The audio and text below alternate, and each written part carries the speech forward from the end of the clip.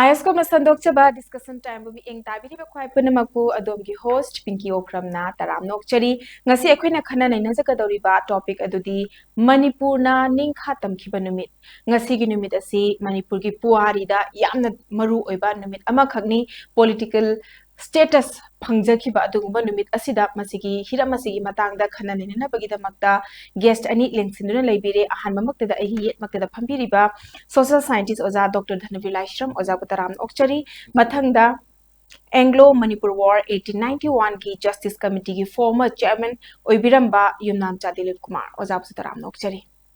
ahan bo wahang se oza Dhanbir dalak sage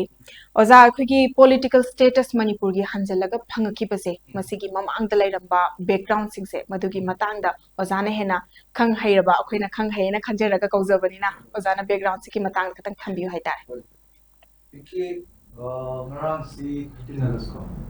Ngasina 14 August. Hayengna 15 August. 13, 14, 15. 13 August sina akhoi mathauna laiba maripak nusiba maripak ningtamba ma ningdaba singna farsi tawgiba ko yam nungai taba numit haitare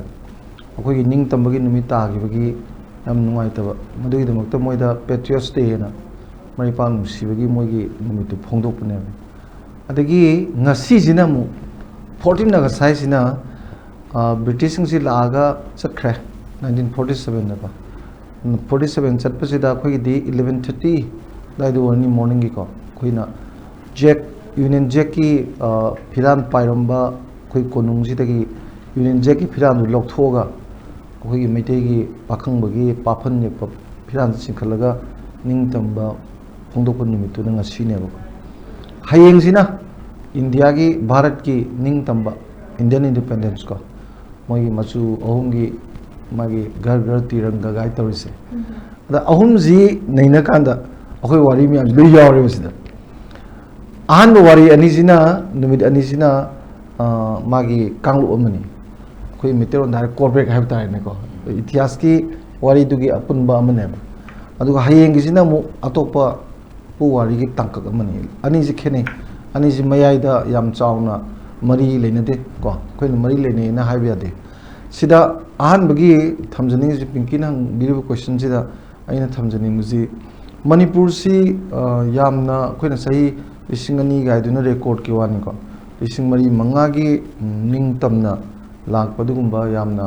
ningthau panba lepak yamna kanthau bale ba haitare kanthau haisi kari gi hairun do pinki except sahi tare khunta puse msi 19 to 18 kanora 26 orangani ga tei tarese sigi tai sai taret khuntak buse masi natana khoisi mikha to polakte adui matung da british lakadoi ko aduda sigi masida sagi akhoi lakpasina hojigi 1891 ga khoina anglo manipuri land torise si landji sidi british ki di ton thopune de ganda British di Manipur loksin da bse ade habidi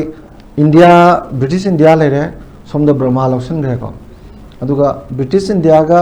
Burma ga ani ji tainaba da khoina marakta thatlaga ani ji samnadana lebse masi British na yam nungai ta moi da convenient oi da bhai tare administration da ko adun Manipur ji loksin na ba magi any tawde ya da bagi ade British kalli ga na tawduna moi sai manga ma kelise kasunate mi ning tambalepa moi na control to usata ba moi gi system kha le to da kusira sida laga to mi phani gai to ya pote na ba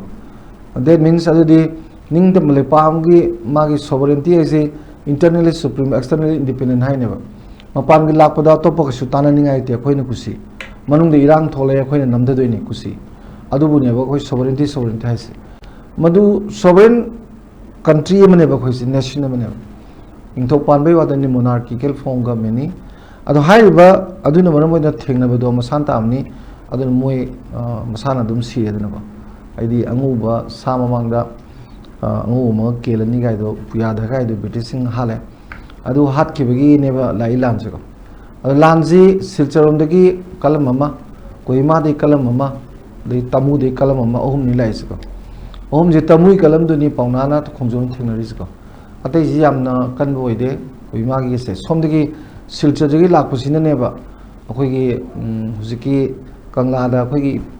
पाफन येपा फिरान ji लौथरगा union जेक की फिरान पाहेंदो जी मोइननेबा अदुमाइन तौदना 1891 दे अखोइसे British के मखा पोले अदु British के मखा पोनबजी British की लोई चनबगी मखा पोनबा हेक्तमक पिंकी हाबियादे अखोगी जिना खरा मोंगमनी लोई चलजुको मागी निंथौ पाललगा निंथौजिन लेंगा हलेबा आइदी ब्रिटिशना हौदे लोई लोई लेंगागा अखोई लेंगा पमते यावदबगी पोट लेतेबा अदुना मसी निंग तमबजी लोई मांगदे ना हायो बावदा मालेमगी लो इंटरनेशनल लो नैनबजिंग मोइना याम फसिना पीबा आइदी सी अखोई निंग तम मांगदे ना सनतैना महाराज सुराचंद महाराज की अखोई पॉइंट याव मैम यावमा तौइदो ब्रिटिश का अखोइगा यानगा लेंगा पसे मसी अदेगी क्वीन नसु या मतमदा मागी निंथौपान लेपाक सिंगजिदि खरा मनिंग तमना लेनबगिसु मागी इंस्ट्रक्शन का याम दैजानी अदमाइना लाखपसिना अखोई अइना खंजबदा साहेब सिंगी मथक्ता अखोई मैतै जिंग मणिपुर की मियामना कइम तौदबरा हदि तौवेबा हदि 1904 की नुपिलान अहानबसिमक्सु अगेंस्ट द कॉलोनियलिज्म ने ब्रिटिश की फोर्स लेबर दुगी मायक्ता थेंगनबा लान अमनि दनको अदि 1913 नसु चप मानबा अगेंस्ट द फोर्स लेबर अदि थोबाल लान नम तौइको थोबाल ग नंबोन ग पुनबा मसी लान मसी थोबाल लान से क्या इतिहास ते यावदे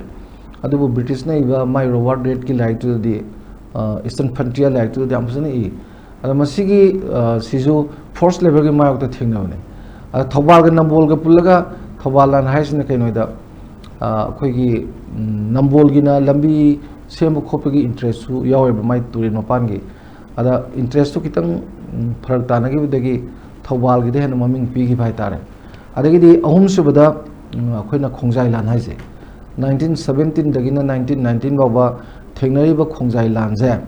मसी अखोइना मसी कुकी जिना कुकी वार ऑफ इंडिपेंडेंस का हाइजे मोइना फाइट तौरिसे that is not for the Kuki homeland you want table that is fight for the interest of Manipur against the colonialism adagidi madi matungda 1921 onwards tamu jadonangi ihu lakreko siju nagaras nagagi state of same gen hobu ihu nate history yanjin my interest pai san bi waneba aduga si loinabak si composite history ni against the colonialism ni for the interest of the people of Manipur ting tam loinabaki ko अदुगा 1930 to 33 दाइदगी Irabot movement अमा होरे Irabot movement जिजु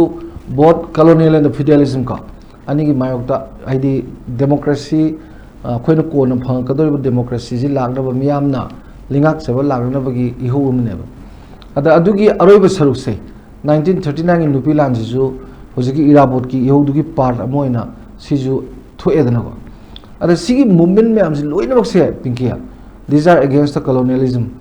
अदुनदी अखोइना composite history एबा थमगदी मणिपुर की प्रजा की दमकता मणिपुर दलरिबा सिंगमी तमीसिंगना ब्रिटिश थेंगनगी गायबसी याम फजब पोरइबा थेंगा कांदा खोंजाई लांदुजु cookie Ning तमनमनी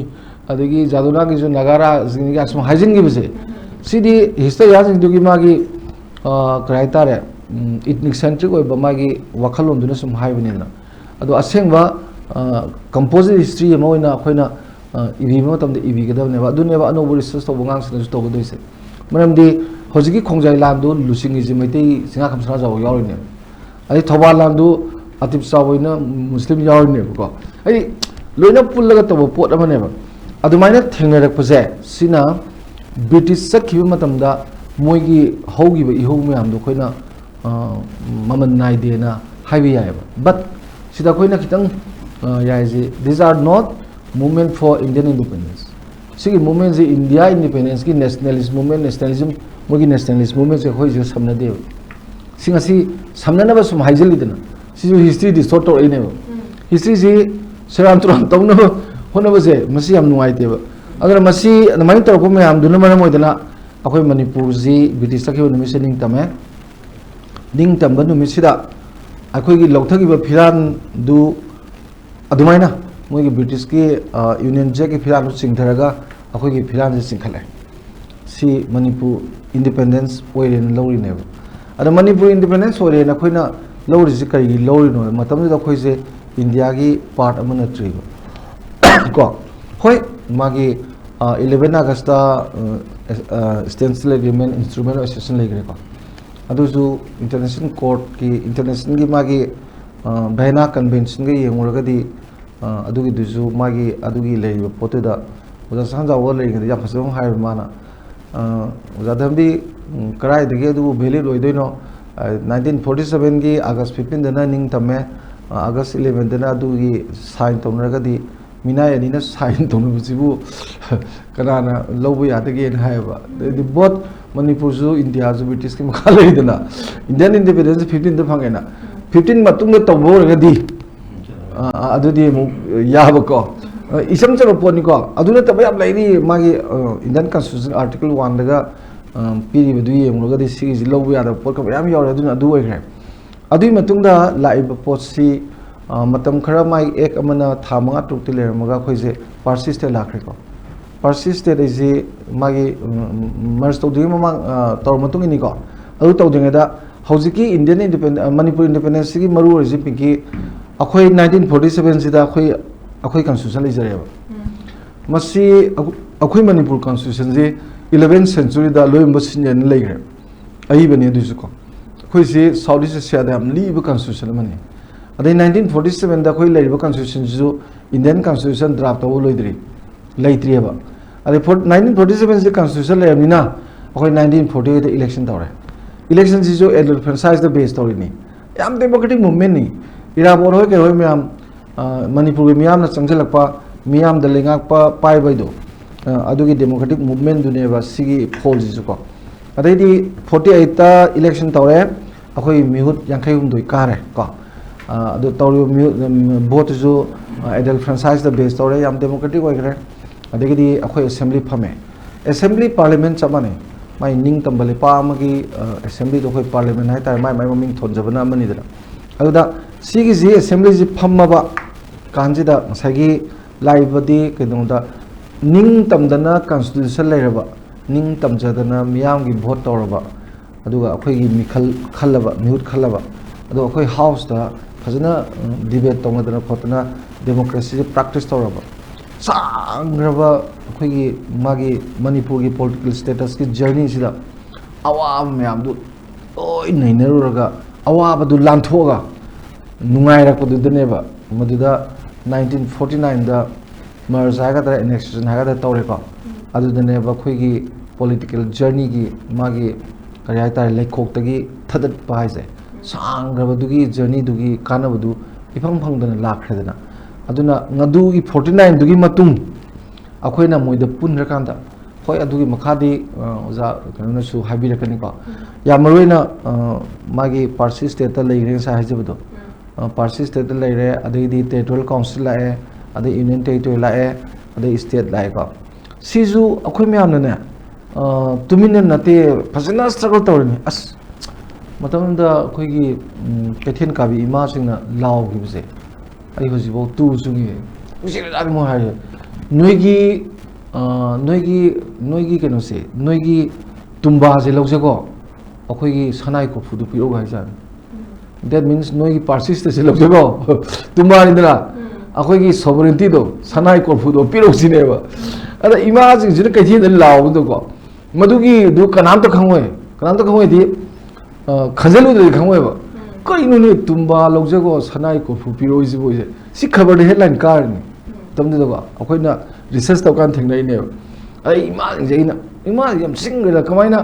C that means no पार्सिस्ट थे लौजेको अखोइ सोवरेंटी तो हलो हाइबनेबा असेंबदी अदुमाइना इमा इबेल लंग लावबो सिंगसी वारेबा दैट मीन्स स्ट्रगल दु फजना तौजरगा माना मोइना लेइबा मणिपुर की पॉलिटिकल स्टेटस तुदा पीबी रेइबा दुगा यामना व्यवहार तौदगी मोंग लेग्रेना अदुद नतना इंडिया की देमु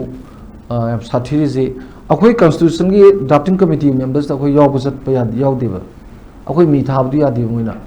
दा अखोई लेइबा पॉपुलेशन दुना स्टेट ओइबा यारोय सिगदमता रिप्रेजेंट तौबा यारोय हायबा अदुना नेवन पूर्वाचल गाइना मु सेमिजे पूर्वाचल जे मणिपुर ने त्रिपुरा ने मिजोराम ने उरंगनी पुंदोइसे सिगी सि पुंजलगा स्टेट अमा ओयो हाबजे इराबोन याम कन्ना यादन थेनगिसु अदुनेबा अदुमाइना पार्सी लाए पार्सी स्टेट की अखोइसे टेरिटोरियल काउंसिल है टेरिटोरियल काउंसिल यूनियन टेरिटोरियल है अदुगो स्टेट फंगिने फरे स्टेट फंगसी फरे को अखोइ मैम इहोग दौदना फंगे ख्वाइदि नुंगाइतबसि 1972 हाइसे इंडिया की प्लान पेरसी लो हौबदा 5th year प्लान सिदा एग्रीकल्चर चाखोपगी सख्रेब सेकेंड 5th year प्लान दा इंडस्ट्री चाखोपगी सख्रेब थर्ड 5th year प्लान दा सर्विस सेक्टर चाखोपगी सख्रेब अखोइ जे असेंबली लेटिम लमजेन चेनबगी ऑन योर मार्क है ना मैम कुंडल ले नुमै दांग थारग मैम चेल अखोइ फारग फुरिक अदु लिट्री नंबर गजे सी थादौरी गाय ले लगा यारे यारे कोन चेलो गाय चेनबई मोंग दुनेबा अदुना इंटर स्टेट डिस्पैरिटीज लेपाक मनुंग यामना खेरना सखत पखत पौजी इंडिया ला इज कॉन्टेक्स्ट सिदा वारौना बसिदे अदुम लेइग्रेबा अदुगी वारौ मैम दुनेबा ngasi से अखोइ ngasi इंडिपेंडेंस डे जी पंगतौ तौनते पांगथोइ दना से पांगथोइ सिदा अखोइ सरकार गदि पांगथोक्ट्रे अदुगा याम सीएसओ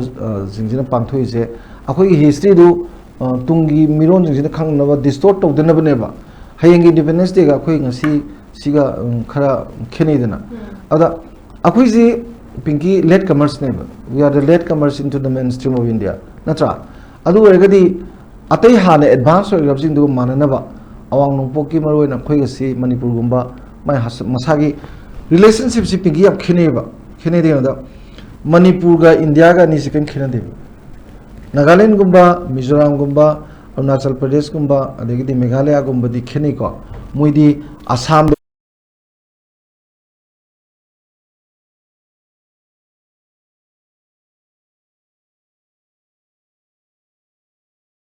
मणिपुर अनी से रिलेशनशिप से सेम पॉलिटिकल स्टेटस ने अखोइदी मोइना पोपनतेब अखोइ इंटरनेशनल बाउंड्री लरिनी अदगदी लेपा अमगी नेशन अमा ओइबगे आबगी मागी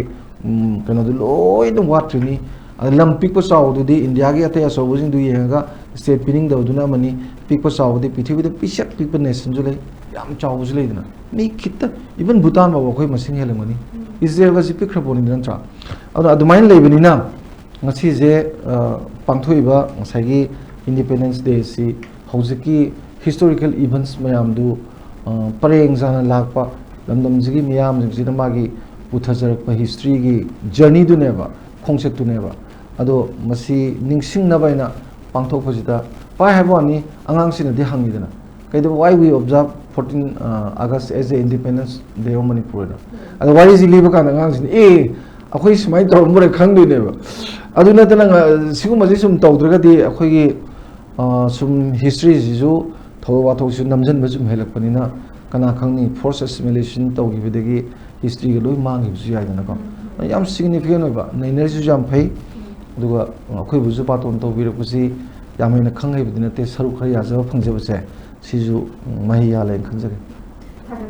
थंगसि पजादि गितंग लाक्सगे ओजा 1947 to 1949 की मागी मर्जर की स्टेटस लाइग्रे पॉलिटिकल स्टेटस अमा लाइग्रे को मसिकी ममांग दा हाइबा तारे प्री मर्जर स्टेटस लेरंबसे मसिकी मतंग दा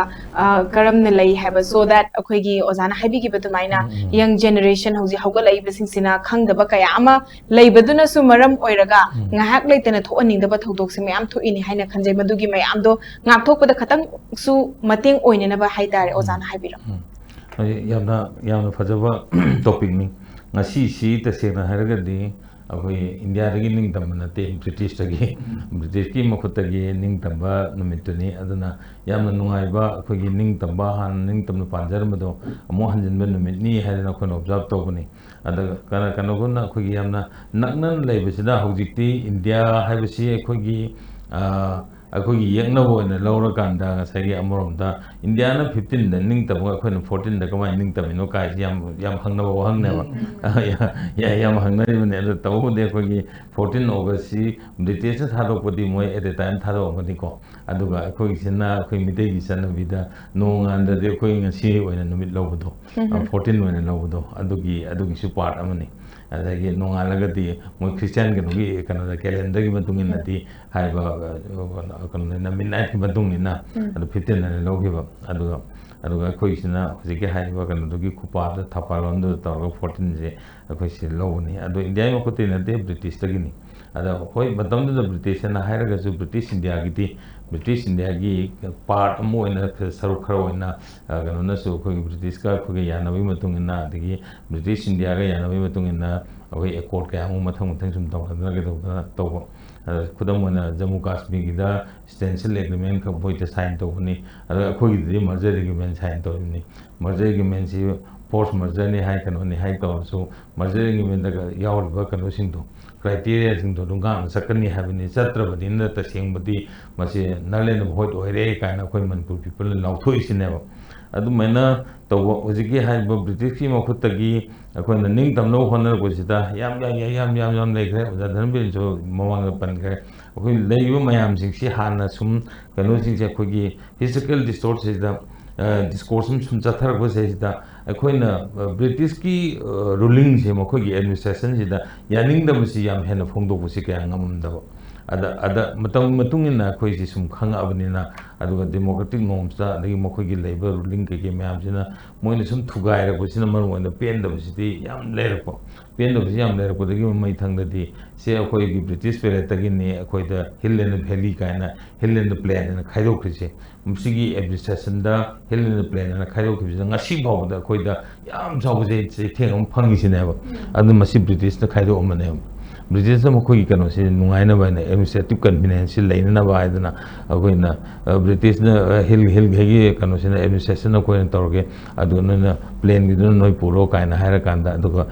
ningthogi kano tagi mai tagi kano tagi agoi kano khara hapaga lambu kaina hapakanda moina tax thian ba tax dum lawa miteina akhoi gi ne ningthogi ba kano control dum nei ba aduga maru ba administration sigi administrative parts da di akhoi khaido am sina maram moidana akhoi da yam chai na ma sum lai ri sina ko adu mo mayam sing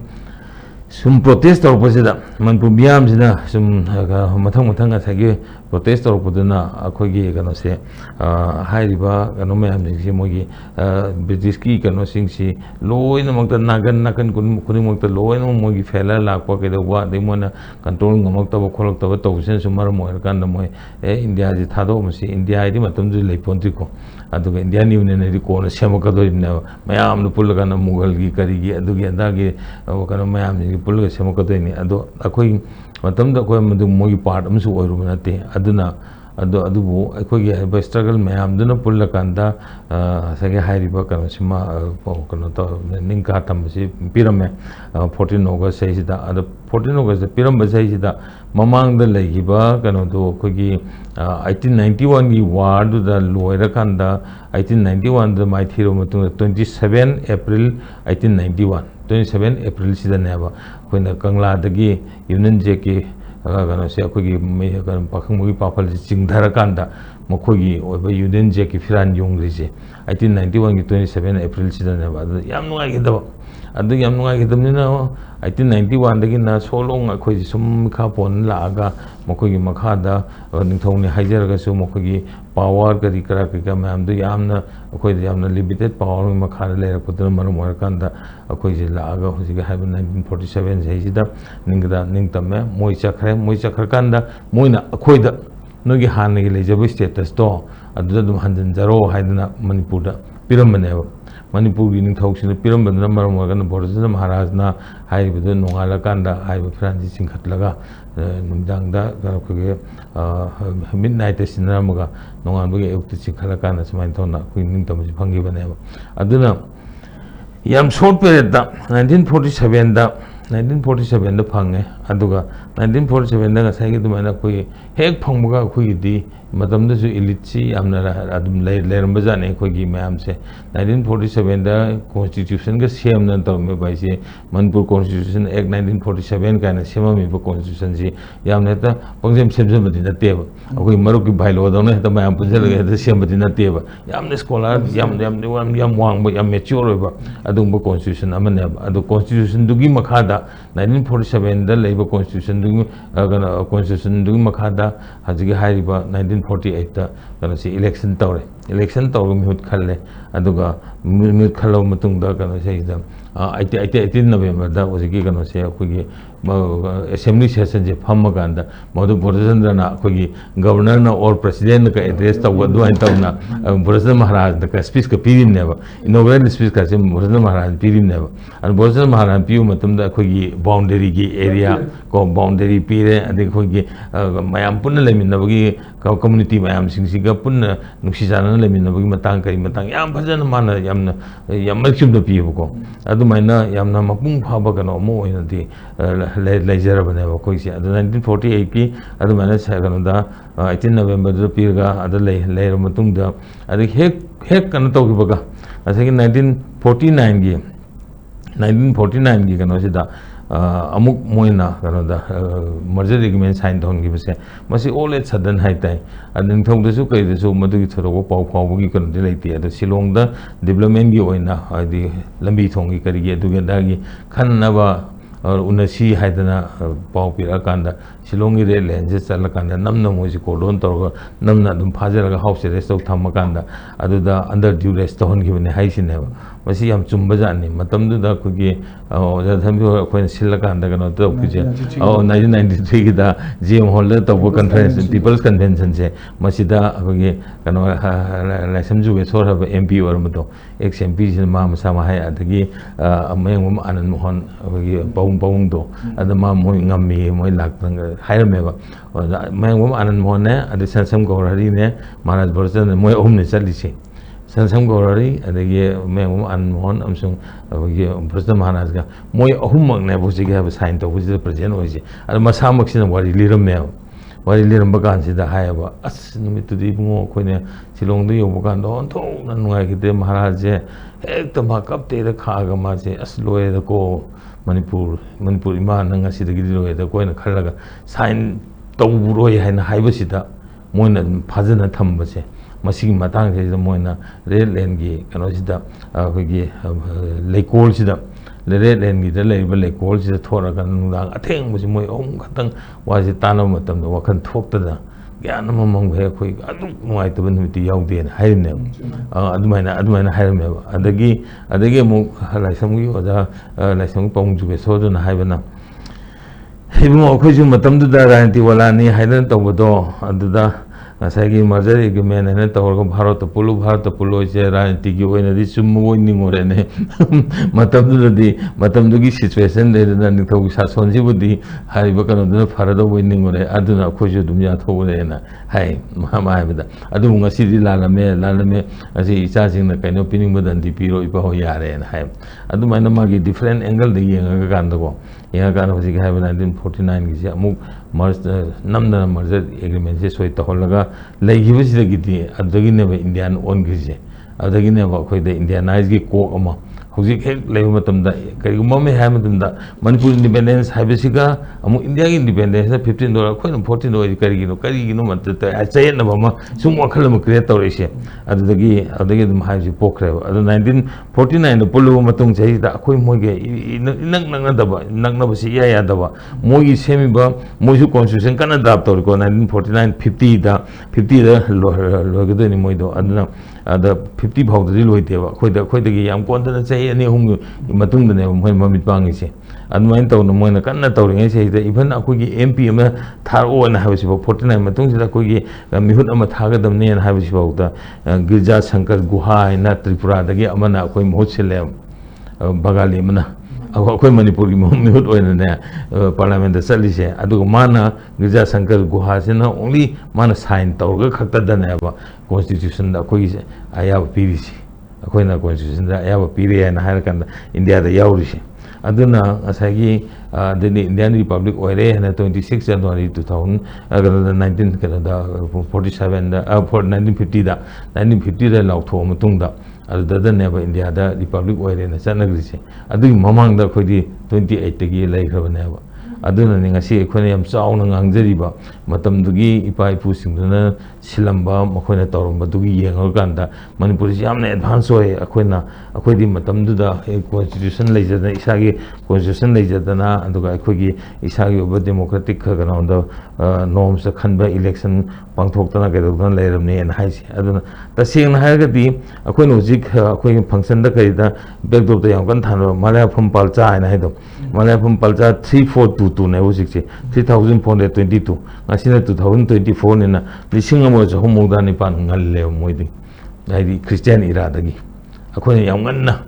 Christian era Christian kana eno domini Christianism Christian gi sahi kumsing parak pache moina padringe dagi akhona lising amo ja homoda ni pan han sahi kumsing ji pa thapa lon che mase ko calendar lei grabane aduna amon da haragati akhona yam nganna haiba kano se lei hibani adugu yenguraga asi haiba numitse amuk hanna akhoi ningkha tamado halakpani na khalakanda manipuri singna akhoi masigi yam nungai base phonglo inne asma Manipur se hiram khuding makta India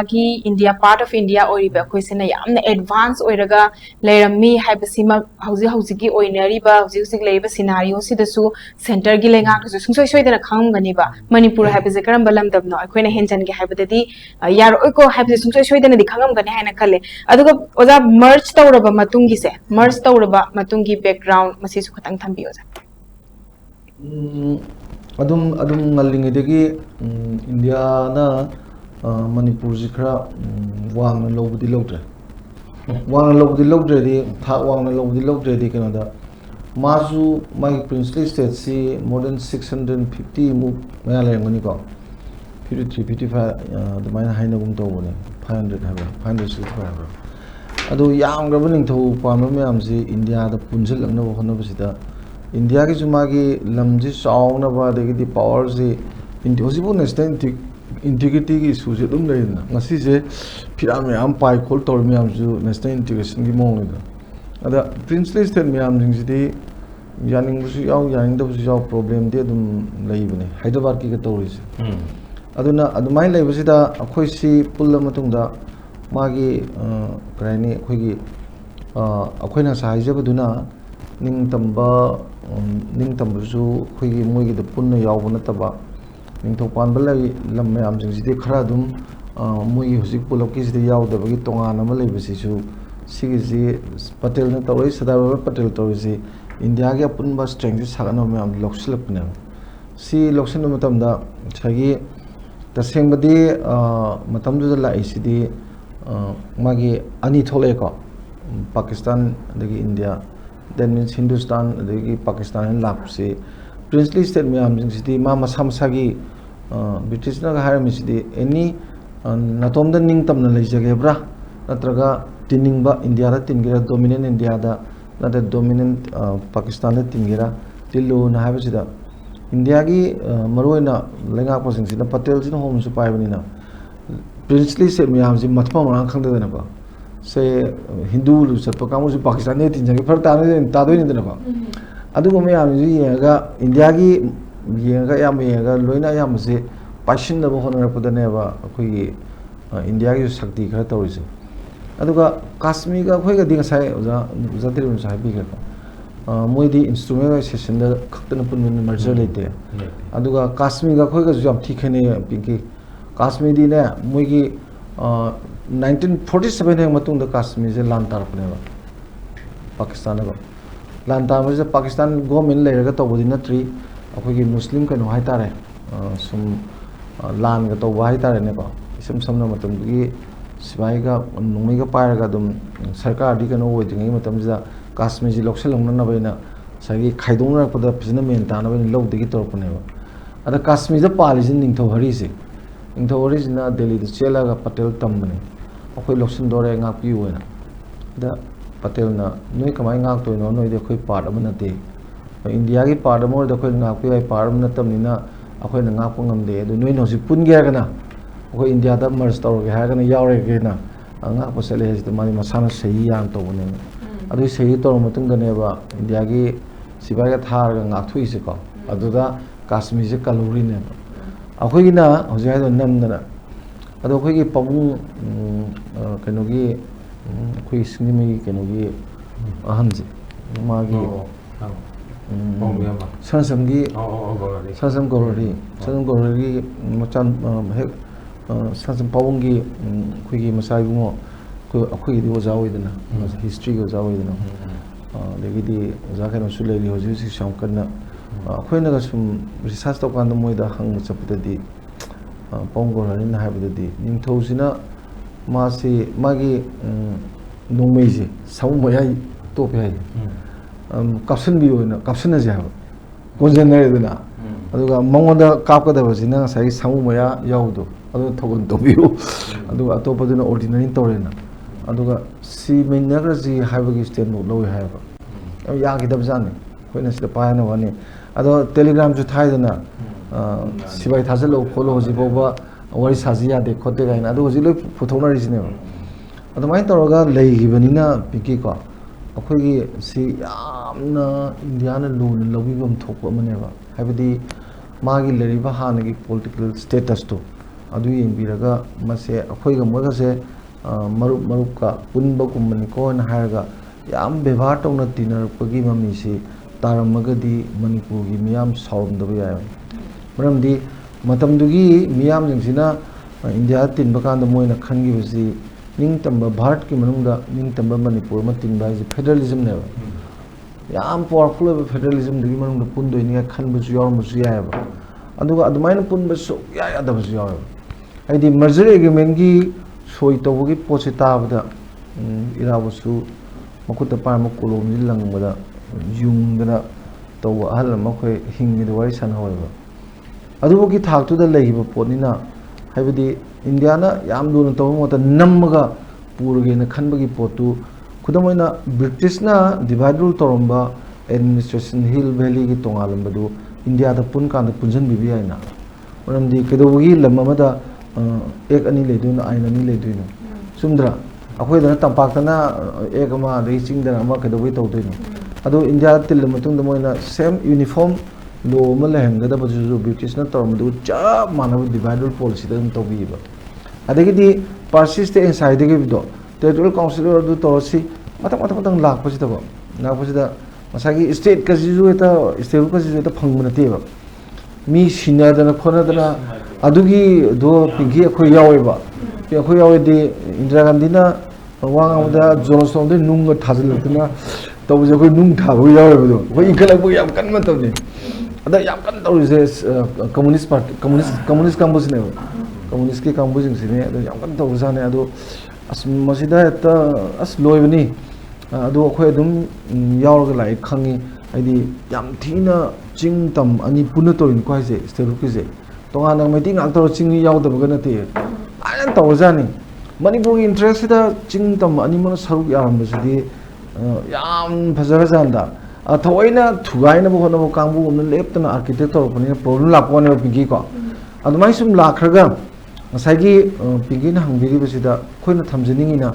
अदुगुंबा लमदुना सनाइ कोरफु लौरगा तुंबा पिबिरप खोइना अदुम नुसीना तिनबदोना सुम तोरपसिदा इकाइ खुनबिद्रिजि करिगिनो हाइना हाइरेसि सानबोइगेरा कल्चरगी वगेरा भारत के ममाइ पुदना सुम लाइनेबको अदगी security force लाइजिंगसिदा कयाम कयाम न मणिपुरदगी मयाम यावे अदगी even Kargil की लांदु अखोगी Meena lead तौबगी लान ngamni हाइनेबा बफरगना चौचौदु मपान की सिपाई मयांग सिपाई सिंगसिदी राम राम मेना मी मथन इंजले हाइनेबा और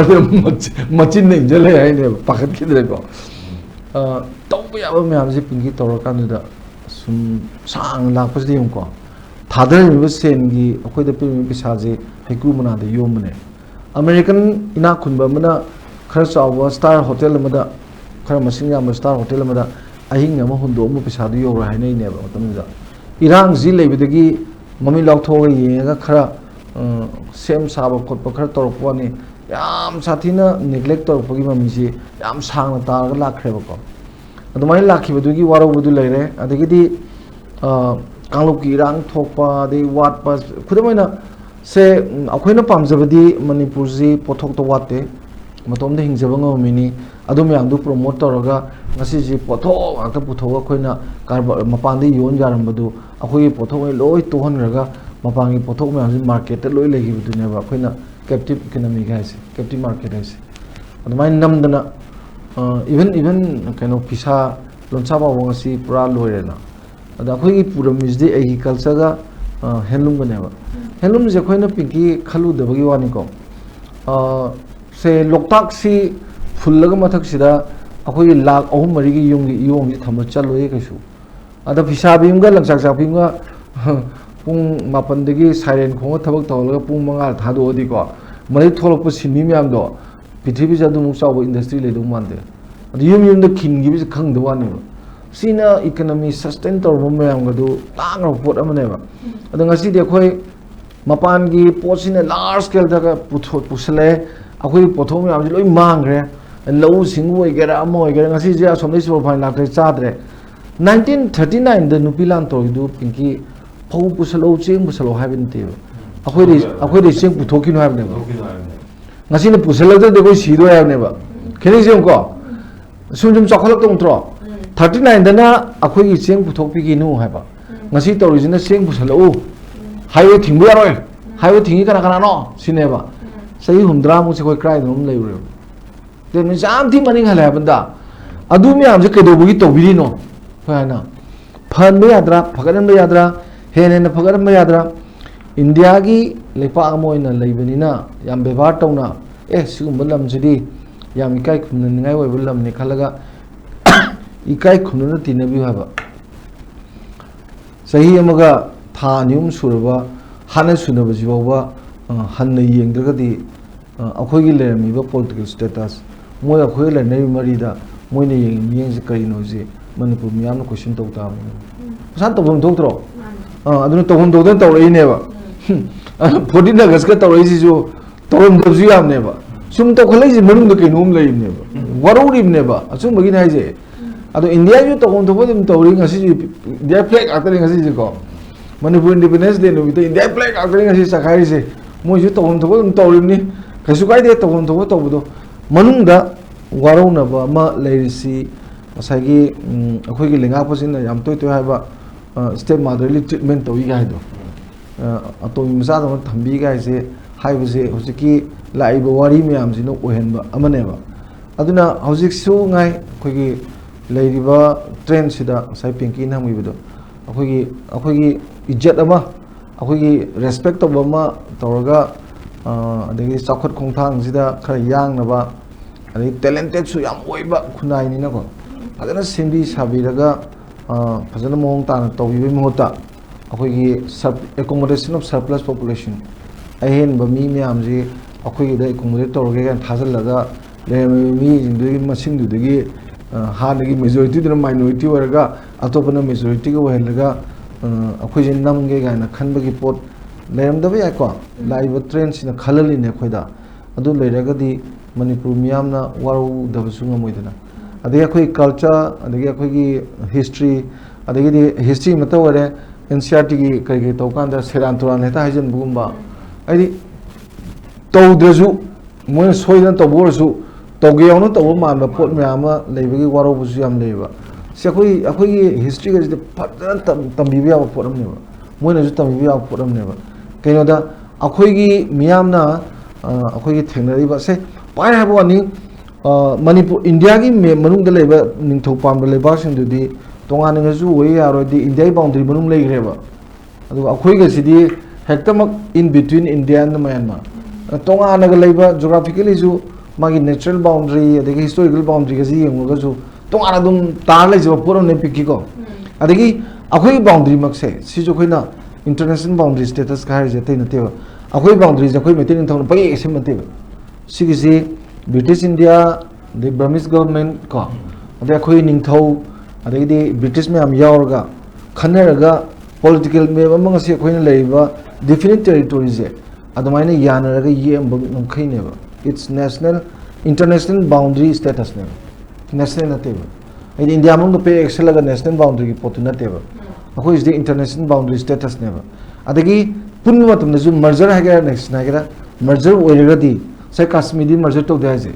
मर्जर तब मतमदा माई कंडीशन मैम लेदना मधु मैम दु लोई ले अदो होय इंडिया की माई कॉन्स्टिट्यूशन आर्टिकल 1 दर कइनोमा इंस्ट्रूमेंट ऑफ एक्सेशन जी तौर मैम जिंगसिदि मसाना याना पुनग्रबनिना अदुगी कइनोदि लेतेगा हाइबनि अदा मसी येंगिरगा आर्टिकल 3 की स्टेट की बाउंड्री से पिक्शन बे चौथोब याय गाइदो अखोई की कंडीशन थमोइदमनेबा अतै थम याय को अखोई थमोइदमनेबा मरमदि अखोई इंडिया नुंग लेरंब लम पिक्शन बे चौसन बे यावदु नतेबा काय बे यादो पोरमनेबा अखोई की मणिपुर से सुकाई काय बे यादो पोरमनेबा इंडिया ओइबा कइसु कायदे इंडियन ओइबा कइसु कायदे इंडिया की बाउंड्री बुंग द लेबजु गाय कइसु कायदे को बट स्टेट बाउंड्री न खोइ लेजरिजे सिदि सुकाई काय बे यादेबा मागी होल दिस सी इंटरनेशनल लॉ दि स्वे यावदुनि अदो सी मैम जिंग जी येंगजरगा पिंकी को भारत ना इंडिया की दिल्ली's attitude towards Manipur in particular generally north east का मसी खर पीन द बजे तुम खरा लेबदुगी पोतु लाकनरी नेबा अदु in course of time का इंडिया सु खंगनी सिगी discontentment सी accumulate तौर सुम कुएदि फरोय न खंगा फसना सेंबी रपति नबीवा बेवा तौबी रपसु याय नत्रगना मसीदी काना फोंदे लोइनमक से नमजल थमगे खलगा जादा तौरपसु याय को अदु मानबा मैम नि ngasi कांगलुकी इरांग करी करी अदुदा लाई मैम से को सी मैम जी येंगजरुरगा मणिपुर याम नुसिबो कांगबोदी ngasi अगस्त की तांग 13 से ममितगी मपी ताबन तारिने असेंबु को Y थमजगे so haigiba khogi manipur gi damakta di khogi manipur gi macha ama oina ngasi gi numit se amna harauba numit amani adubu ngasi gi numit se tongan tongan ba CSO singna lekai lekai gi mera pai bina tawraga di pangthui ko khogi ning khatam gi numit ne gana adu mayam na hangning li ba wahang se state ki thak di pangthok pa yadabra khogi lenga ki mathau natabra ai khogi manipur na ning khatam gi numit sida madu gi numit ta pangthok ta bida अतोपा अतोपोइना पांगथोगा लेने मसी pen दे हाइबने चिंगबा क्या फोंगथोकना नि वजा मसी मतांग करी हाइबने मसी मोय ममित पांगा काने पांगथोरपो याय Manipur government से गसागी कइनदा आइना हाइजेसी मणिपुर गवर्नमेंट सिना पांगथोके यारमदबा अखोइगिना सेसोसिंना हे ताना ताना पांगथोकपा थोरमसिंगसे से खुदम मोइना 13 अगस्त हाइरको पेटियोस डे से पांगथोके ना खोइदा कंगरी बुंगदो होनबा अमद तौजे मोय थुगाइ लाबु यापोते त्रिपान खन्नम होनबा थुगाइ अदगी गनसिंग खन्ननम होनबा उयुंग नुंग के लोइन सखाइ सखाइ द मंगालिमने अदगी खोंगजोम दे से पांगथोके ना खोना साइकिल न चलकान आदा साइकिल चलगा खोंगजोम दा तौदा अदो लंबी द थलिबनि सिंमे द थलिबनि लिलोंग न थनि थवान थलिबने अदो फाव फाव चलकान दा खोइ मथमगी कोइ कोइ केलगी चेयरमैन तासो तुजाम से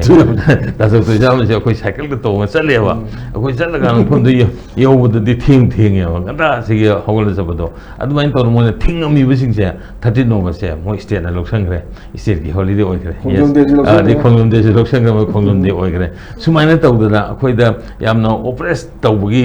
कनो नुमित अदगी कोइ पेनदबगी मैन सिंग से मसी कोना तमना तनो ज्ञान तार का ममी पांगा कांदे हे गोमेन लोकसलेबा अदुमाइन तौना ngasi 1947 की हाइरिबा 14 अगस्त से मोय खंगा कांदा रियलाइज तो गन मोय लोकसलबु यायबा अदु मतमदि अखोइना तो फंगरो आदि मियाम gi ओदा लेरगा गवर्नमेंट सिलगा अखोइ याव फंगरो गवर्नमेंट हॉलिडे ओइखरनेबा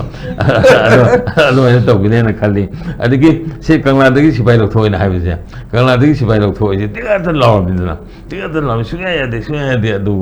थोदो वाथो मयाम लगे इमात्राइ थेना कन तो प्रोटेस्ट तबदगी अदु कोइ लुप मयाम दिना दि कंगला कन लुप अदुदा मयाम ने थोरक्तदा different section of the society मयाम थोरकान लाउन खोमसि उपाय लेतदा मोय पिथोरबने ओपन ओरे इनेबको अदुसु दम अखोइदा मयाम तबदगी नि खरा हाइ दा सरकार की क्रेडिट दम लौवे अदुम लौजे कैसु काइदे अखोइ दि एन्जॉय तबो मयाम ने एन्जॉय तबो फंगा लोरेबा अदुमाइन तौना ngasi numit sisu soidano ki moi realize tawrakanda masi importance ji khanga kanda soidano state ki holiday oibu su yai haina dumain thamjage aduga hojik akoi gi awa baji di 1940 ga 7 dagi na 49 phaugi telo matam chai ani ga matam khara khaksini akhoina amuk han nungai jarmi se ko nungai jarmi se adai di 1949 dagi di amuk yamna nungai taba kono mu thengna khre akoi su tasengna manipur si di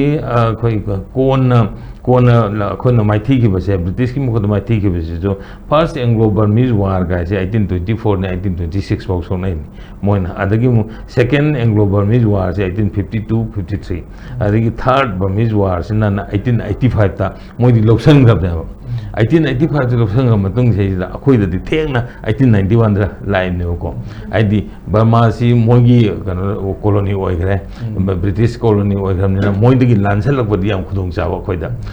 adu ya na bi dong ta marak sai da Assam housing loksan ga ni Assam loksan ga adi kan loksan ga adu akhoi gi marak sai da Manipur hai ba country na that laga lai bine ba adu masi lokthok tar boi di mo ki corridor se phat pe ya tar da na masi lambi se Burma ga kan go se phong no ba ya tar da na Kolkata ga se phong no ba ya tar da na adi Assam phong no ba ya tar da na masi nam nam loksan gi bine ba adu main taw na khoi yam theng na loksan li adu bu hu ji ka ba 18 kan da mo 1890 loksan ga matung da 1947 da ngamma kan da amu handore adi 1949 da leir ba tam ji da mo khoi na party state hai jati na te ba commissioner gi status tham ba yani da commissioner mo khang na sum na gi chief commissioner no wa lai ba nga im ne ba ada hai bu chief commissioner lai ba se khoi theng na hoy ko akhoi na MSU da lai ba matam se ji da chief commissioner Baleswar Prasad hai ba Baleswar Prasad hai ba chief commissioner or me ba adu gi mo kan mamang ji da akhoi gi major rawat ai na hai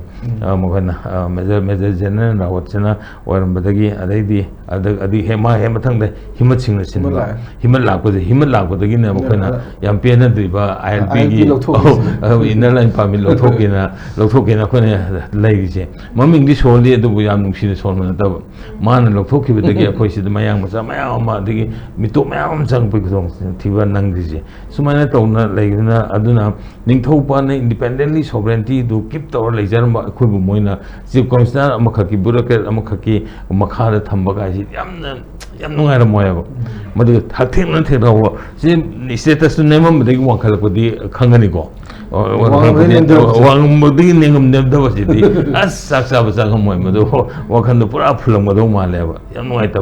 adu maina tawra kanda adagi state root phangna mo khona ko union territory du bayam khona gra adu state root phangna bi khona ko ji asai koi chhatra madu yoksal is chhatra sing yaw mi do katel gi ma sing yaw mi do adagi kanna kano lei ba youth organization gi kar gi mayam se matam do di yam hen su maming thon na yam lei na tam ni na ba lei tam ni na mayam se to to thok da dum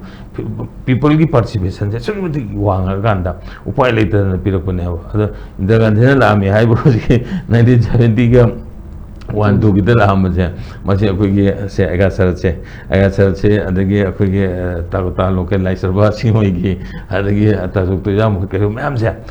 bulu akoi kan da to ni johnson pulla kan da adagi huji gi kan se da akoi gi mera ground han kan da akoi gi fire brigade ki ne fire brigade na kan da huji kan gi akoi bit gan ji pa ki so maning thang da leibalam hang do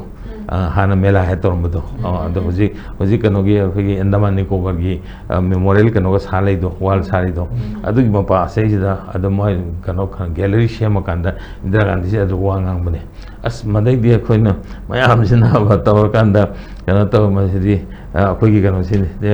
kan taw kholoina demand mayam si taw da gi demand moina sil kanda wangang lai se gi as nung na tha bane nung na amone tha bi se kan pandi adai di akon bagi nung du ma di ma gi right side ki post se ma wang bo podium kan se akoi platform se si wang semini yang wang sem du gi right ki kan post se ka long pan bane madai ma ji hong lai thak ra ba adai di ma aham de haira me ba amone pan de ngai si de sigum ba dham kana ai ket wan se saloi ai ipa gi matung ina kuli ai na kan taw ba lam kayam sa la bane lu taw ne ai ka chum da ki ba pok taw ne haira me ba adu di ka long pan bi di ma gi kan da ma sport na sa long ko la kan da adum puthagi budagi adai di hekta gari me am se gari jeep ka kai ka thogor pa phaibe ki me am se hekta magana da inthu da mai tha na khokana taw de di akan magana omne protest amne ba admana taw kan da ne sai mo mai da di hoje ka 1972 da ko independent akan pira iba state root pira ise aduna yan tarai na phangi na te ma di me am phop kan da opposition gi ruling gi adu gi da gi have later na ba me am ka na khona kan da ma na phangi bane adu matung da gi di sai gi kui na ko gi hana 1950-51 le mi ba kano armed forces special ordinance to mo khoi da thamjale ꯑꯩꯈꯣꯏꯃꯨꯛ ꯊꯝꯖꯤꯜꯂꯀꯥꯟꯗ armed forces special power ꯑꯦꯛꯀꯤ ꯃꯈꯥꯗ ꯑꯩꯈꯣꯏ ꯃꯤꯑꯣꯠ ꯃꯤꯅꯩ ꯃꯌꯥꯝ ꯆꯠꯊꯈ꯭ꯔꯦꯗꯅ ꯑꯗꯨꯅ ꯑꯩꯈꯣꯏ ꯃꯅꯤꯄꯨꯔꯗ ꯂꯩꯔꯤꯕ ꯏꯁꯨꯁꯤꯗꯤ ꯑꯩꯈꯣꯏ ꯇꯁꯦꯡꯅ ꯒꯚꯔꯟꯃꯦꯟ ꯄꯥꯏꯕꯁꯤꯡꯅꯗꯤ ꯌꯥꯝ ꯅꯨꯡꯉꯥꯏꯕꯅꯦꯅ ꯈꯜꯂꯝꯕ ꯌꯥꯏ ꯑꯩꯈꯣꯏꯅ ꯎꯕ ꯃꯇꯝꯗꯗꯤ ꯏꯟ ꯑꯦꯕ꯭ꯔꯤ ꯁ꯭ꯇꯦꯞ ꯃꯣꯏꯅ ꯂꯧꯔꯤꯕ ꯁ꯭ꯇꯦꯞ ꯈꯨꯗꯤꯡꯃꯛꯁꯦ ꯂꯣꯏꯅꯃꯛ ꯑꯔꯥꯟꯕ ꯉꯥꯛꯇ ꯑꯣꯏꯕ ꯑꯗꯨꯅ ꯉꯁꯥꯏꯒꯤ ꯁꯦꯝꯗꯣꯛꯄꯒꯤ ꯃꯊꯧ ꯂꯣꯏ ꯇꯥꯏ ꯍꯥꯏꯕ ꯃꯤꯌꯥꯝꯒꯤ ꯏꯟꯇꯔꯦꯁꯇ ꯊꯕꯛ ꯇꯧꯖꯔꯤꯕ ꯃꯤꯌꯥꯝꯒꯤꯗꯃꯛꯇ ꯂꯩꯔꯤꯕ ꯑꯩꯈꯣꯏꯅꯗꯤ ꯃꯗꯨꯁꯤꯡꯗꯨ ꯎꯕ ꯃꯇꯝꯗ ꯃꯈꯣꯏꯅ ꯊꯥꯡꯉꯛꯏꯕ ꯈꯨꯔꯧ ꯊꯥꯡꯕ ꯄꯣꯂꯤꯁꯤ ꯃꯌꯥꯝ ꯑꯃ ꯑꯗꯒꯤ ꯃꯈꯣꯏꯅ ꯑꯩꯈꯣꯏ ꯂꯝꯕꯤꯗ ꯊꯠꯂꯤꯕ ꯃꯌꯥꯝ ꯑꯃ ꯃꯁꯤ ꯃꯇꯝ ꯃꯇꯝꯒꯤ ꯑꯣꯏꯅ ꯊꯦꯡꯅꯗꯕ ꯌꯥꯗꯕ ꯃꯇꯥꯡꯁꯦ ꯌꯥꯝ ꯂꯥꯛꯑꯦꯕ ꯑꯗꯨꯅꯅꯤ ꯑꯟꯔꯦꯁ ꯑꯃ ꯁꯨꯝ ꯂꯩꯔꯤꯁꯦ ꯃꯅꯤꯄꯨꯔꯗ ꯌꯥꯝ ꯆꯥꯎꯕ ꯑꯟꯔꯦꯁ ꯑꯃ ꯂꯩꯗꯅ ꯑꯗꯨꯃꯥꯏꯅ ꯇꯧꯅ ꯂꯥꯛꯏꯁꯦ ꯑꯗꯨꯅ ꯃꯁꯤ ꯑꯩꯈꯣꯏꯗ ꯅꯨꯡꯉꯥꯏꯕꯗꯤ ꯍꯥꯏꯅ ꯂꯧꯕ ꯌꯥꯗꯕ ꯑꯩꯈꯣꯏꯒꯤ ꯃꯅꯤꯄꯨꯔꯗ ꯂꯩꯔꯤꯕ ꯃꯤꯌꯥꯝꯁꯤꯒꯤ ꯃꯅꯤꯄꯨꯔ ꯃꯤꯌꯥꯝꯒꯤ ꯂꯥꯏꯐꯁꯤꯗꯤ ꯌꯥꯝꯅ ꯆꯥꯎꯅ ꯁ꯭ꯇ꯭ꯔꯒꯜ ꯇꯧꯔꯀꯥꯟꯗ ꯌꯥꯝ ꯑꯩꯈꯣꯏꯅ ꯑꯗꯨꯛꯀꯤ ꯃꯇꯤꯛ ꯂꯥꯎꯖꯔꯤꯈꯩ ꯑꯗꯨꯛꯀꯤ ꯃꯇꯤꯛ ꯈꯣꯡꯉꯤꯈꯩ ꯑꯩꯈꯣꯏꯒꯤ ꯅꯨꯡꯉꯥꯏꯕꯗꯣ ꯍꯟꯖꯜꯂꯛꯀꯅꯤ ꯍꯥꯏꯕꯒꯤ ꯈꯔ ꯃꯈꯩ ꯔꯤꯂꯤꯞ ꯇꯧꯏ ꯍꯥꯏꯕꯒꯤ ꯀꯩꯅꯣ ꯑꯃ ꯊꯥꯖꯕ ꯑꯃ ꯑꯩꯈꯣꯏꯗ ꯂꯩꯖꯔꯦꯕ ꯑꯗꯨꯅꯅꯦ ꯍꯧꯖꯤꯛ ꯁꯥꯇ꯭ꯔꯗꯒꯤ ꯀꯔꯤꯗꯒꯤ ꯃꯌꯥꯝꯁꯤꯅ ꯏꯃꯥ ꯏꯕꯦꯜꯁꯤꯡꯅ ꯀꯔꯤꯁꯤꯅ ꯀꯩꯅꯣꯝ ꯇꯧꯕ ꯃꯇꯝꯗ ꯍꯦꯛꯇ ꯁꯤꯗ ꯄ꯭ꯔꯣꯇꯦꯁ ꯇꯧꯔꯤꯕ ꯍꯦꯛꯇ ꯚꯣꯏꯁ ꯑꯃ ꯂꯥꯎꯔꯛꯏꯕ ꯈꯣꯡꯉꯛꯏꯕ ꯇꯧꯔꯤꯁꯦ ꯁꯤꯅ ꯑꯣꯖꯥꯅꯁꯨ ꯋꯥꯔꯤꯁꯦ ꯂꯤꯕ ꯃꯇꯝꯗ ꯍꯣꯠꯅꯈꯤꯕ ꯃꯌꯥꯝ ꯉꯁꯤꯗꯤ ꯍꯔꯥꯎꯔꯒ ꯅꯣꯛꯑꯒ ꯃꯉꯣꯟ ꯅꯣꯛꯑ ꯇꯥꯔꯤꯅꯦꯕ ꯑꯗꯨꯕꯨ ꯃꯇꯝꯗꯨꯗ ꯐꯥꯎꯔꯝꯒꯗꯕ ꯑꯗꯨꯒ ꯀꯔꯤꯒꯤꯗꯃꯛꯇꯅꯣ ꯑꯩꯈꯣꯏꯅ ꯆꯪꯁꯤꯜꯂꯤꯁꯦ ꯑꯩꯈꯣꯏꯒꯤ ꯏꯃꯥ ꯂꯩꯕꯥꯛꯁꯤꯃ ꯃꯅꯤꯄꯨꯔꯁꯦ ꯀꯟꯅꯕꯒꯤꯗꯃꯛꯇ ꯀꯂꯦꯛꯇꯤꯚ ꯑꯦꯐꯔꯠ ꯑꯃ ꯍꯣꯠꯅꯈꯤꯕꯗꯣ ꯃꯊꯪꯁꯦ ꯑꯔꯣꯏꯕ ꯑꯣꯏꯅ ꯑꯣꯖꯥ ꯙꯅꯄ꯭ꯔꯤꯌꯗ ꯂꯥꯛꯆꯒꯦ ꯃꯇꯝꯁꯨ ꯂꯣꯏꯁꯤꯜꯂꯛꯄꯀꯣ ꯀꯂꯦꯛꯇꯤꯚ ꯑꯦꯐꯔꯠ ꯑꯃ ꯊꯥꯗꯈꯤꯕꯗꯣ ꯑꯩꯈꯣꯏꯒꯤ ꯃꯅꯤꯄꯨꯔꯗ ꯍꯧꯖꯤꯛ ꯑꯣꯏꯔꯤꯕ ꯁꯤꯆꯨꯋꯦꯁꯟꯁꯤꯗ ꯃꯗꯨꯒꯤ ꯀꯂꯦꯛꯇꯤꯚ ꯑꯦꯐꯔꯠ ꯃꯇꯝ ꯑꯗꯨꯗ ꯂꯩꯈꯤꯕ ꯑꯩꯈꯣꯏꯒꯤ ꯊꯧꯅꯥ ꯂꯤꯡꯖꯦꯜ ꯍꯥꯏꯕ ꯇꯥꯔꯦꯀꯣ ꯃꯗꯨꯃꯛ ꯂꯩꯕꯃꯛ ꯗꯔꯀꯥꯔ ꯑꯣꯏꯔꯦ ꯍꯥꯏꯅ ꯈꯟꯕꯤꯕ꯭ꯔꯥ ꯀꯔꯤ ꯍꯥꯏꯕꯤꯅꯤꯡꯉꯤ ꯑꯔꯣꯏꯕ ꯑꯣꯏꯅ ꯃꯁꯤ ꯄꯤꯡꯀꯤ ꯂꯩꯕꯁꯦ ꯑꯩꯈꯣꯏ ꯑꯗꯨꯝ ꯂꯩꯔꯤ ꯍꯧꯖꯤꯛꯁꯨ ꯂꯩꯇꯦ ꯍꯥꯏꯕ ꯌꯥꯗꯦꯀꯣ ꯄ꯭ꯔꯣꯕ꯭ꯂꯦꯝꯗꯤ ꯑꯩꯈꯣꯏꯒꯤ ꯄꯨꯜꯂꯒ ꯊꯦꯡꯅꯕꯁꯤ ꯌꯥꯝ ꯄꯋꯥꯔꯐꯨꯜ ꯑꯣꯏꯕ ꯃꯅꯤꯄꯨꯔꯒꯤꯁꯦ ꯃꯁꯤ ꯃꯁꯥ ꯊꯨꯒꯥꯏ ꯇꯥꯕꯅꯤ ꯑꯗꯨꯅ ꯃꯤꯌꯥꯝꯒꯤ ꯊꯕꯛ ꯇꯧꯕ ꯀꯥꯏꯅ ꯊꯣꯛꯂꯛꯄꯁꯤ ꯉꯁꯥꯏ ꯑꯣꯖꯥ ꯗꯤꯂꯤꯞ ꯑꯩꯈꯣꯏ ꯉꯥꯡꯉꯤꯗꯣ ꯉꯁꯥꯏ ꯏꯟꯗꯤꯔꯥ ꯒꯥꯟꯙꯤ ꯂꯥꯛꯄꯗ ꯅꯨꯡ ꯊꯥꯕꯗ ꯑꯩꯈꯣꯏ ꯌꯥꯎꯅꯔꯤꯅꯦꯕ ꯃꯥꯁꯨ ꯌꯥꯎꯔꯤꯅꯤ ꯑꯩꯈꯣꯏꯁꯨ ꯌꯥꯎꯔꯤꯅꯤ ꯍꯥꯏꯗꯤ ꯑꯗꯩꯅꯦ ꯑꯩꯈꯣই ꯋꯥꯛ ꯇꯧꯔꯤꯁꯦ ꯁꯤꯟꯁꯤ ꯌꯦꯡꯉꯨꯗꯅ ꯁꯤꯗ ꯑꯍꯣꯡꯕ ꯃꯌꯥꯝꯁꯦ ꯑꯩꯈꯣꯏ ꯂꯣꯏ ꯑꯟꯗꯔꯁꯇꯦꯟ ꯇꯧꯋꯦꯕ ꯀꯃꯥꯏꯅ ꯍꯣꯡꯉꯛꯏꯅꯣ ꯀꯃꯥꯏꯅ ꯇꯧꯔꯤꯅꯣ ꯁꯤꯗ ꯀꯔꯤ ꯀꯔꯤ ꯈꯣꯡꯖꯪ ꯆꯤꯡꯖꯪꯒꯤ ꯒꯥꯏꯁꯦ ꯂꯣꯏ ꯈꯪꯉꯦ ꯆꯍꯤ ꯈꯔꯗ ꯉꯥꯏ ꯑꯩꯈꯣꯏ ꯃꯌꯥꯝ ꯁꯨꯃꯥꯏꯅ ꯈꯪꯅꯔꯅ ꯌꯥꯎꯕ ꯃꯃꯥꯡꯗ ꯅꯣꯏꯅ ꯑꯉꯥꯡ ꯑꯣꯏꯕꯤ ꯈꯪꯗ꯭ꯔꯤꯗꯦꯕ ꯈꯔ ꯑꯔꯤꯕ ꯀꯩꯅꯣꯁꯤꯡꯁꯤꯗꯤ ꯑꯩꯈꯣꯏꯅ ꯑꯦꯅꯤ ꯄ꯭ꯔꯣꯇꯦꯁ ꯇꯧꯕ ꯈꯣꯠꯄ ꯖꯨꯟ 18 ꯑꯣꯏꯒꯦꯔꯥ ꯖꯤꯇꯅꯥ ꯑꯣꯏꯒꯦꯔꯥ ꯑꯩꯈꯣꯏ ꯌꯨꯝꯗꯒ ꯂꯩꯕꯤꯖꯥꯟꯇꯦꯕ ꯌꯥꯝ ꯁꯥꯡꯅ ꯇꯧꯔꯛꯈ꯭ꯔꯖꯥꯠꯅꯦꯕꯀꯣ ꯑꯗꯨꯒꯤ ꯇꯧꯔꯛꯄꯗꯨꯅ ꯉꯁꯤ ꯑꯦꯅꯤ ꯃꯤꯐꯝ ꯑꯃ ꯇꯧꯕꯗ ꯑꯣꯖꯥ ꯗꯤꯂꯤꯞ ꯕꯥꯇꯣꯟ ꯇꯧꯕ ꯑꯩ ꯕꯥꯇꯣꯟ ꯇꯧꯔ ꯑꯉꯥꯡꯁꯤꯡꯅ ꯃꯌꯥꯏꯗ ꯐꯝꯍꯜꯂꯤꯁꯦ ꯕꯤꯀꯣꯖ ꯑꯣꯐ ꯗꯦꯠ ꯑꯩꯈꯣꯏꯕꯨ ꯀꯔꯤ ꯂꯩꯗꯅ ꯀꯩꯗꯧꯗꯅꯣ ꯑꯗꯣ ꯑꯗꯨꯒꯤ ꯑꯦꯛꯁꯄꯤꯔꯤꯌꯦꯟꯁ ꯂꯥꯛꯇꯅ ꯂꯩꯕ ꯃꯌꯥꯝꯒꯤ ꯊꯕꯛ ꯇꯧꯔꯛꯄ ꯃꯌꯥꯝ ꯂꯩꯌꯦꯕ ꯃꯌꯥꯝꯁꯦ ꯉꯁꯤ ꯊꯕꯛ ꯑꯝꯇ ꯇꯧꯈꯤꯗ꯭ꯔꯦꯕ ꯀꯩꯅꯣꯗ ꯊ꯭ꯔꯤꯇꯟ ꯇꯧꯕꯤꯕ ꯌꯥꯎ ꯑꯗꯩ ꯖꯥꯠ ꯖꯥꯠ ꯇꯧꯕꯤꯕ ꯌꯥꯎ ꯇꯧꯗꯅ ꯑꯩꯈꯣꯏ ꯈꯔ ꯑꯉꯥꯎ ꯑꯩꯈꯣꯏꯗꯧꯅ ꯈꯔ ꯊꯣꯛꯏꯁꯤ ꯅꯠꯇꯅ ꯀꯅꯥꯝ ꯂꯩꯇ꯭ꯔꯦꯕ ꯑꯗ ꯑꯅꯧꯕ ꯃꯤꯔꯣꯟ ꯊꯣꯛꯂꯛꯄꯗꯨꯗꯤ ꯌꯥꯝ ꯐꯩ ꯑꯗꯨꯕꯨ ꯄꯥꯏ ꯍꯥꯏꯕꯒꯤ ꯋꯥꯅꯤ ꯉꯁꯥꯏꯒꯤ ꯑꯗꯨꯗꯒꯤ 70ꯗꯒꯤ ꯍꯧꯖꯤꯛꯐꯥꯎ ꯂꯥꯛꯏꯕ ꯇ꯭ꯔꯦꯟ ꯇꯨ ꯐꯖꯅ ꯈꯪꯕꯗꯨꯅ ꯂꯤꯗ ꯇꯧꯕꯒ ꯁ꯭ꯋꯥꯏꯗꯒꯤ ꯃꯇꯣꯟꯗꯒꯤ ꯈꯪꯕꯗꯨꯒꯗꯤ ꯃꯥꯟꯅꯔꯔꯣꯏꯗꯅ ꯑꯗꯣ ꯃꯣꯏꯅ ꯈꯟꯕꯗꯣ ꯃꯣꯏꯅ ꯎꯕꯗꯣ ꯁꯥꯃꯨ ꯌꯦꯡꯕ ꯀꯥꯟꯗ ꯑꯩꯈꯣꯏꯅ ꯄꯨꯂꯞ ꯌꯦꯡꯕ ꯋꯥꯅꯤ ꯃꯥꯅ ꯃꯅꯥꯗꯣ ꯄꯥꯏꯔꯒ ꯌꯥꯡꯀꯣꯛꯅꯤ ꯍꯥꯏꯕꯅꯤ ꯑꯣꯖꯥꯅ ꯌꯥꯡꯀꯣꯛ ꯍꯥꯏꯗꯦꯅ ꯃꯥꯅ ꯁꯥꯎꯕꯗꯨꯗꯤ ꯃꯥꯅ ꯄꯨꯂꯞ ꯎꯗꯕꯩꯅꯤꯗꯅ ꯑꯗꯨꯁꯨ ꯃꯥꯒꯤ ꯃꯔꯥꯟꯁꯨ ꯅꯠꯇꯦꯕ ꯃꯥꯅ ꯌꯥꯡꯀꯣꯛꯈꯛ ꯊꯦꯡꯅꯕꯩꯅꯦꯕ ꯀꯩꯁꯨ ꯀꯥꯏꯗꯦꯕ ꯑꯗ ꯊꯝꯖꯅꯤꯡꯉꯤꯗꯤ ꯁꯨꯃꯥꯏꯅ ꯄꯨꯜꯂꯒꯗꯤ ꯃꯅꯤꯄꯨꯔꯒꯤ ꯑꯦꯅꯤ ꯃꯥꯒꯤ ꯃꯤꯌꯥꯝꯁꯤꯡꯁꯤꯒꯤ ꯃꯥꯒꯤ ꯀꯩꯅꯣꯁꯦ ꯈꯪꯕꯅꯤꯅꯀꯣ ꯑꯋꯥꯡ ꯅꯣꯡꯄꯣꯛꯇ ꯅꯠꯇ꯭ꯔꯒ ꯏꯟꯗꯤꯌꯥꯗ ꯑꯩꯈꯣꯏ ꯁꯨꯃꯥꯏꯅ ꯅꯨꯄꯤꯅꯒ ꯇꯧꯔꯤ ꯁꯨꯃꯥꯏꯅ ꯀꯅꯥꯝ ꯊꯣꯛꯄ ꯅꯠꯇꯦ ꯀꯩꯅꯣ ꯄ꯭ꯔꯤꯊꯤꯕꯤꯗ ꯊꯣꯛꯄ ꯅꯠꯇꯦꯅꯦ ꯄ꯭ꯔꯤꯊꯤꯕꯤꯗ ꯃꯩꯔꯥ ꯄꯥꯏꯕꯤꯒ ꯁꯨꯃꯥꯏꯅ ꯊꯣꯛꯄꯁꯤꯕꯣꯕ ꯌꯨꯅꯥꯏꯇꯦꯠ ꯅꯦꯁꯟꯗ ꯑꯩꯈꯣꯏꯅ ꯏꯚꯦꯟꯗ ꯆꯠꯀꯥꯟꯗ ꯃꯣꯏ ꯉꯥꯎꯗꯅ ꯑꯩꯈꯣꯏ ꯋꯥꯔꯤ ꯊꯥꯀꯥꯟꯗꯀꯣ ꯑꯗꯨ ꯃꯣꯏꯅ ꯇꯝꯖꯔꯤꯅꯦꯕ ꯑꯗ ꯑꯗꯨꯒꯨꯝꯕꯗꯣ ꯊꯨꯒꯥꯏꯕ ꯆꯪꯗ꯭ꯔꯣ ꯄꯨꯟꯒꯗꯕ ꯅꯍꯥ ꯃꯌꯥꯝꯗꯨꯁꯨ ꯇꯣꯉꯥꯟ ꯇꯣꯉꯥꯟꯅ ꯏꯟꯇꯔꯦꯁ ꯂꯩꯍꯟꯕ ꯌꯥꯏ ꯑꯗꯒꯤ ꯏꯟꯇꯦꯂꯦꯛꯆꯨꯋꯦꯜꯁꯨ ꯇꯣꯉꯥꯟ ꯇꯣꯉꯥꯟ ꯂꯩꯍꯟꯕ ꯌꯥꯏ ꯑꯗꯨ ꯃꯌꯥꯝꯗꯨ ꯍꯣꯠꯇꯅ ꯑꯪꯀ ꯅꯣꯡ ꯉꯥꯟꯗ ꯅꯨꯃꯤꯠ ꯇꯥꯕ ꯃꯀꯣꯛ ꯊꯥꯡꯗ ꯇꯣꯂꯣꯞ ꯆꯥꯎ ꯆꯥꯗꯅ ꯄ꯭ꯔꯤꯊꯤꯕꯤ ꯏꯟꯗꯤꯌꯥꯒꯤ ꯂꯩꯔꯤꯕ ꯃꯌꯥꯝꯁꯤꯡꯁꯤꯅ ꯀꯥꯡꯂꯨꯞ ꯅꯨꯡꯁꯤꯅꯍꯟꯗꯕꯤ ꯑꯗꯩ ꯃꯁꯦꯟ ꯑꯃꯒ ꯅꯨꯡꯁꯤꯅꯗꯅꯕꯤ ꯍꯨꯟꯅꯍꯟꯕꯤ ꯗꯦꯠ ꯃꯤꯟꯁ ꯏꯟꯇꯔꯅꯦꯜ ꯀꯣꯟꯇ꯭ꯔꯥꯗꯤꯛꯁꯟꯁꯦ ꯇꯧꯍꯟꯕ ꯌꯥꯏꯑꯕ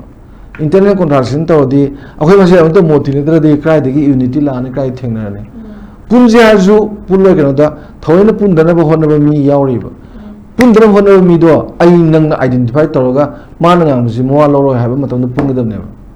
ꯑꯗꯣ ꯄꯨꯟꯗꯅꯕ ꯍꯣꯠꯅꯕ ꯃꯤꯗꯨꯗ ꯖꯣꯏꯅ ꯈꯣꯏꯔꯝꯃꯗꯤ ꯆꯨꯝꯗ꯭ꯔꯥ ꯑꯗꯣ ꯁꯤꯗꯤ ꯃꯤꯒꯤꯗꯤ ꯇꯧꯐꯝ ꯊꯣꯛꯑꯦꯕ ꯍꯥꯏꯗꯤ ꯏꯟꯇꯔꯅꯦꯜ ꯀꯣꯟꯇ꯭ꯔꯥꯗꯤꯛꯁꯟ ꯊꯣꯛꯍꯟꯅꯕ ꯍꯣꯠꯅꯕꯁꯤ ꯃꯤꯒꯤꯗꯤ ꯃꯁꯥ ꯇꯥꯕꯅꯦꯕ ꯃꯔꯝꯗꯤ ꯀꯩꯅꯣꯗ ꯑꯄꯨꯟꯕ ꯃꯅꯤꯄꯨꯔ ꯑꯃꯒꯤ ꯄꯣꯠꯇꯨꯗꯤ ꯀꯅꯥꯅ ꯂꯩꯍꯟꯅꯤꯡꯗꯣꯏꯅꯣ ꯑꯗꯨꯅ ꯑꯩꯈꯣꯏꯒꯤꯁꯦ ꯄꯨꯟꯗꯕ ꯅꯠꯇꯦ ꯁꯣꯟꯕ ꯅꯠꯇꯦꯕ ꯉꯁꯥꯏꯒꯤ ꯏꯟꯖꯤꯅꯤꯌꯥꯔ ꯇꯧꯔꯤꯕ ꯀꯥꯡꯕꯨꯗꯣ ꯑꯗꯨꯅ ꯍꯦꯟꯅ ꯃꯁꯤꯡ ꯌꯥꯝꯈ꯭ꯔꯦꯕ ꯑꯗꯨꯒ ꯑꯩꯈꯣꯏꯅ इंजीनियर तौरी मीदो अदो याम फबोय निंगेबा इंजीनियर तौरी मीदो एक नोम खंगु निमितने याम फबा अमा वइनी खले केनोदा अखोय होजि होजि दिलिप नाइदो पिंकी ने थाजो होय सिगी अखोय पेट्रोस डे की मथकता नोक्सा होम लेरिसे असोंग वांद्रो जेन फासिदो अनि खतनी केनो मखादना